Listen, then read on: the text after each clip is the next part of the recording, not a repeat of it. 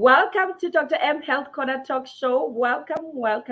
I am Dr. Unat Makiwane, your host. I am back. It's a Saturday. It's 10 a.m. MST, 12 p.m. Eastern Standard Time, and of course, 7 p.m. in South Africa. Hello, I see people are coming on. Thank you so much. Thanks for joining us. Today, I am bringing a special guest here who's going to share such beautiful highlights for you, insights for all of us. I am bringing Dr. Pooja Agarwal. She is down south here. I'm in Canada. She's in the States, in Orlando. She is a neurologist, but works in research now. She's basically focusing on Alzheimer's research. As you all know, it's something that now the world is focusing on. I hope everyone is hearing me. Please let us know if you can. Type a yes there so that I can know that you are following us. Thank you so much for joining us again. Welcome, Dr. Pooja. And of course, I want to mention this. She is a specialist in burnout. She is a life coach and basically a certified burnout coach. Today, we're talking about how to overcome burnout. As you all know, COVID-19 in 2019 in China and of course 2020 around the world changed us, changed the world, changed the economy globally, changed our mental health, changed the affairs basically globally. So Dr. Pooja is gonna give us nuggets on how to navigate our 2020. Welcome, Doc. Thank you so much for having me. I'm so happy to be here and excited. Yes, thank you so much for joining us. And of course, people, let us know if you can hear us. Dr. Pooja, we talk about burnout, and I just realized actually recently that it's a diagnosis now. World Health Organization decided, you know what, in order for people to take serious and also take themselves serious, we need to make this as a basically formal diagnosis. Tell us more. What is a burnout? A lot of us, we're just navigating life without realizing we are burnout. Yeah, so actually burnout was made a diagnosis in 2019 by the World Health Organization. And it's defined as chronic workplace stress that's not managed well. And they really define it with workplace stress. But I think, burnout can encompass a lot of other things. It can be from your personal life. It can be being a parent, being a mom, being a dad. It could be from a lot of different things. And so burnout really is when you're experiencing symptoms of chronic fatigue. You're feeling very tired when you wake up, when you go to sleep. You have a lot of things to do to take care of that. You feel overwhelmed and that you are having difficulty getting everything done in a day, having difficulty with time management. And the other thing is that maybe initially you started a job, you were very excited, and over time you have a lot more demands and a lot more things put on your plate. And then it's just you don't have as many resources to do those tasks. And over time that can become overwhelming and lead to burnout. The other thing is it could be difficulty with sleeping, lack of sleep, or difficulty falling asleep.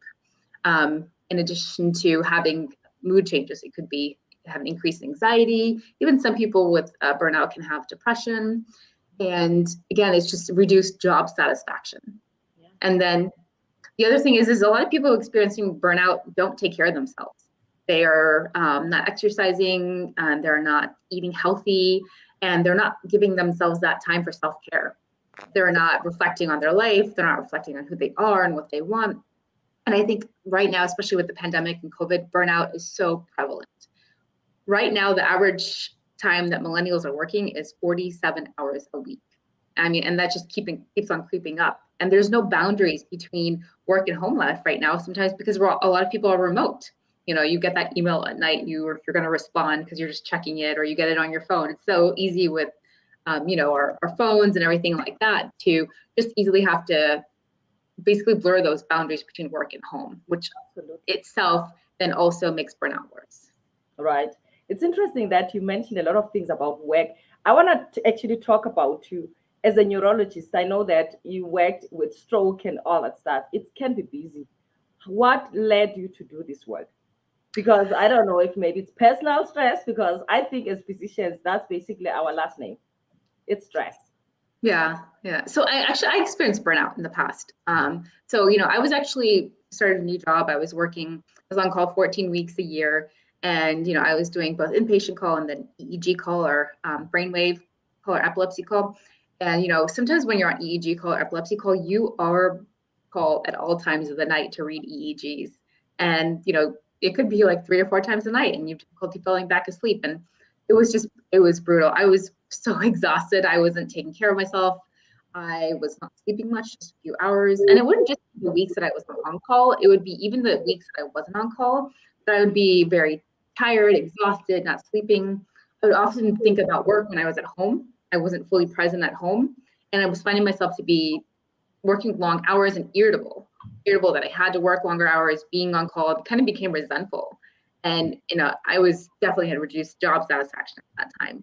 And, it kept on kind of piling up. And then I was kind of feeling alone, thinking like, why am I experiencing this? Do other people actually experience this? It wasn't until I actually found or realized that I was experiencing burnout and that I could get help, and realized I wasn't alone. It wasn't until I was actually coached myself that I found that the way I was thinking was really affecting also how I was feeling. I was, very, I was negative, pessimistic, and, I didn't really look forward to going to work.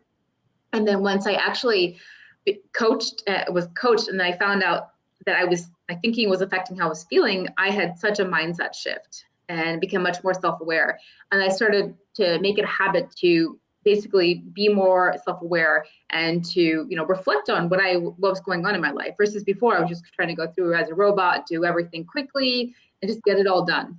And that wasn't helpful. I was worse off. But once I finally was able to reflect, take that time for myself, practice self-care, exercise, eat healthy, journaling is something I like to do also.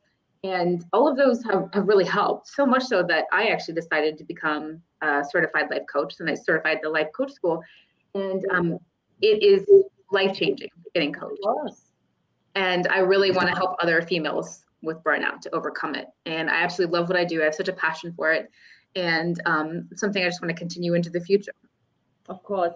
Yes. I liked it when you mentioned that it's not just work related, because a lot of times we underestimate what moms, dads do at home. It's just full-time job, right? And of course, there's also a shift when, at least when you have a spouse that is understanding, because a lot of times traditionally women, they come home after work, they've worked the same hours like their spouses, but they have to come home, look after the kids, make sure they go to bed, homeworks and all that stuff. But I think for this COVID, let me know, how has the shift, occurred in homes with all this COVID-19? People were working from home. Are the spouses helping mothers? There's been a lot of that now. People are working from home. How is that? Yeah, so I think spouses are helpful. I think sometimes it depends upon, how is the couple, and, is there that help? I think people are more understanding and are more helpful. But I do have to say, I think a lot of stay-at-home moms are also experiencing burnout, or people who don't work. I actually just had somebody who spoke to the other day who was saying that, she, as a mom during the pandemic, was taking care of her kids, trying to do homeschooling or virtual schooling, and, trying to get them to every class on time on the Zoom and all the technological issues. And it was very difficult for her, and it was just causing so much stress that she wasn't sleeping at night. She wasn't eating, well. She wasn't eating some days, and it was just so much for her, that something she's never experienced. And she said, "Yeah, I mean, this is burnout for me," and that was burnout for her. And I think it could be not even from work; it could just be, being a mom, being a parent. It could be from a lot of different things in your personal life or professional. Yes. As I was saying to you before we went on here, I noticed a shift in my practice. Men started asking for help. People, they found themselves stuck at home, and there was a lot of drinking. Most people that called for mental health support, people noticed that, doc, I've started new drugs. People are experimenting because there's so much time to themselves, right?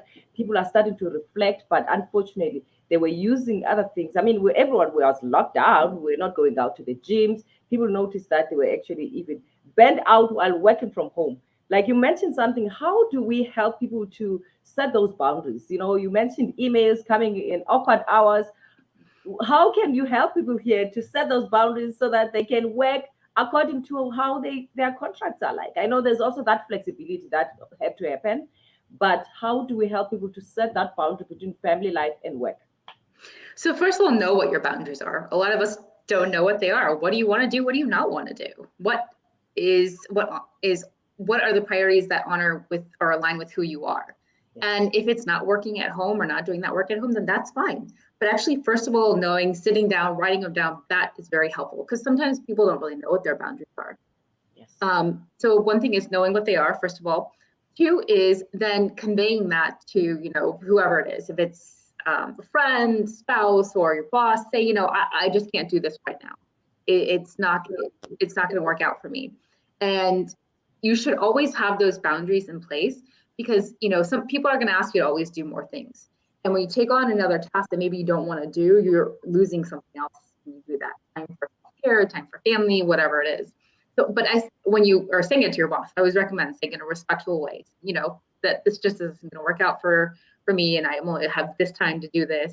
And, you can't always worry about the reaction of other people. I think in general, especially females tend to people please, think that what is the other person going to think about me? But really, when you do that, you just take on all the stuff that you don't want to do, and it's harder for you. It's more difficult. So first of all, knowing what your boundaries are, putting them in place and following through, not actually doing it if you say you're not going to do it.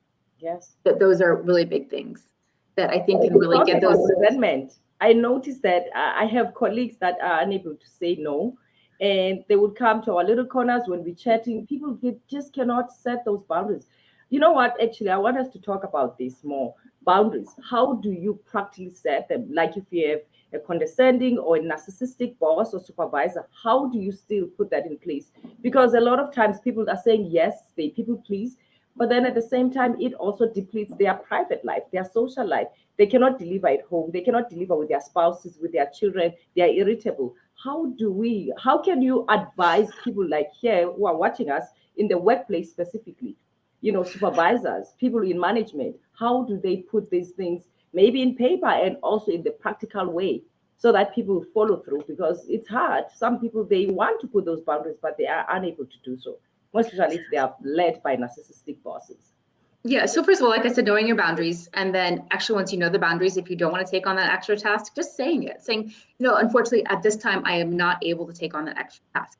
And then yes, there may be a reaction from your boss if they are narcissistic or, condescending, but at the same time, realize that's not about you, that's about them. And, when you take that internally and think that, they're making it about you, it's not really about you, it's about them and their reaction or what they're thinking. You need to have that self-confidence to say no, and no is a complete sentence. So saying no, just even that, people need to learn to do. Yes, I like that. So tell me, with the percentage of people who are now working at home, and I know that people now are going back to work, and I can see also on the streets here, we're getting more people now. It's difficult to get to work on time. How can you advise people who are still working from home, and also that balance between the work and also of course, the home life, because there's expectations at home? What advice, practical nuggets here to basically give to those people? Yeah, so what I would recommend is most people have a set time to start work and a set time to end work. And when you are, when you're not working, you're just at home, turn off those notifications on work, or just don't open that email. Because oftentimes we're tempted to, well, let's just look at the email. I can just respond quickly. But oftentimes that will take more time. It'll take, a few minutes, 10 minutes, 15 minutes to respond. It could take even longer than that. So having those set time where you start and end is very important, and not accessing your email on your computer, on your phone, whatever it is, or responding to those texts. It sets a boundary then for your work, knowing that, you're not going to respond. And that's very important. So setting time for, when you start, when you end. The other thing that I recommend is practicing self-care. Self-care is so important. Taking that time for yourself, whether it be, 10 minutes, 15 minutes a day. Exercise is very important. Eating properly or healthy. All of those sound so cliche, but they are so important. Yeah. And taking that time to reflect on, where you're at, where you want to be. Is this something you actually want to do? And actually knowing that. Right. You know what? Actually, in the beginning of the year here, one of my girlfriends she's a coach too. She did a vision board webinar. And I love that. I always do, because I find when we stick to that, and then I know it's hard, a lot of times we do all these reflections. In the new year, we have all these resolutions. Can we stick to that, by the way? The resolutions, and also because I don't know, and a lot of times in the beginning of the year, we're excited, we do and stick to them. And I find when we stick to our vision boards, and they are more practical, attainable, and like you said, journaling. I love journaling. It's just one of those things that make things also more practical for ourselves, not to take big bites and then we're overwhelmed, because that's when the overwhelm comes in. you find that you're a failure. And let's talk about the high achieving woman out there, because I know you specialize in women. The guilt, how do they overcome that? Their deadlines and all that stuff. How do Yeah. they? Yeah. So first of all, I mean, you shouldn't be guilty about, not meeting a deadline necessarily or feel shame. It happens. It's a part of life. I think one thing that I've realized with coaching is you should trust yourself no matter what. Part of the human experience is going to be to make mistakes or, and learning from those mistakes. And you may repeat them, but that's a part of life. That can happen. And so I think it's very important that we trust ourselves and that we should continue to do that. And life is not always going to be perfect. You're not always going to get what you want. Things aren't always going to turn out the way that you want them to. But you can always try again. And I think that that's one thing that's really important. Basically, a lot of people say you should learn from your failures, or sometimes failure is actually a success because you'll learn more from that. Yes, is our greatest teacher, of course. And of course, Dr. Pooja, I would like you to go back and specify mostly those symptoms that people struggle with, especially the mental health aspect, because a lot of times people don't realize they are burnout. And I know that there's that thin line between being burnt out and going into depression, full-blown depressive symptoms or anxiety and all that stuff. And of course, I would like us to specify, how do people reach out? When do they start saying, okay, I am burnt out? When to reach out for help? What are those major symptoms that people need to definitely look out for? Yeah, so when you are experiencing chronic fatigue, when you're just tired all the time, and that you are not satisfied with work, you have really poor job satisfaction, and that you just kind of become resentful of work, and you don't really want to go in anymore, and you're making mistakes at work, and some of those are part of actual just burnout. And then there's a fine line. Then there's also some people who experience anxiety, or it's affecting everything they do, from their home life to their work life, and that they're not functioning like they used to. And they're just up all the time at night, and they can't get any sleep sometimes. And so there's definitely that line. And then with depression, I mean, it's where it's just continuous. Sometimes people with depression also have thoughts of suicide. That's definitely where you need to seek help right away. With the doctor, go to the ER. And then sometimes with anxiety and depression, you need to go see your doctor, your primary care doctor, or seek help with seeing a mental health or counselor or therapist. With the coaching, though, it's definitely people who are not at that level of anxiety or depression. Coach them on in terms of mindset change, awareness, and things like that. So there's definitely a line around it. Right. Yes. I was going to ask that. Actually, you got that from me. I wanted to know, when do we people consider seeing a coach or a mental health expert? I mean, sometimes both, they are in one person. Because I find sometimes, a lot of times, people spend more time with life coaches and they're not getting the results. And sometimes there's some underlying probably depression, and that person is not trained. And I'm glad that you're a physician, because you definitely refer. So what are the dangers of sticking longer in the coach zone than going to seek the help you need? Because some people, they ended up needing antidepressants at some point in their lives, or needing to go to a rehab for alcohol or probably drug therapy. So when to say, or advice out there for other life coaches, when to say go see your physician, when to say go see your therapist? So if you are turning to drugs or alcohol to help you cope with your anxiety or however you're feeling from burnout, you need to go seek help. You need to see a doctor, you need to see a counselor, you need to go to rehab, whatever it is. That is not for a life coach. That is for a doctor. And if you are basically in every aspect of your life feeling that you can't do anything, even simple tasks are difficult for you, where your anxiety is overtaking you, or that depression is overtaking you, you're very apathetic, you don't want to do anything, you're staying in bed all the time, and you can't sleep, or you're constantly ruminating about things, that you need to seek help. You need to go see your doctor or see a counselor. And that is not for a life coach. And if you have expressed thoughts of suicide, you need help. You need to go to the hospital. That is not for a life coach at all. Right. So people for coaching are definitely more high functioning. And they, people can experience burnout. It can be sometimes temporary, chronic. And so there are different forms of burnout in terms of like the length. But again, if you are experiencing any of those, thoughts of suicide, wanting to hurt yourself, wanting to hurt anybody else, alcoholism, addiction, to drugs or anything like that, you need help with a doctor or a mental health counselor, but not with a coach, not with a life.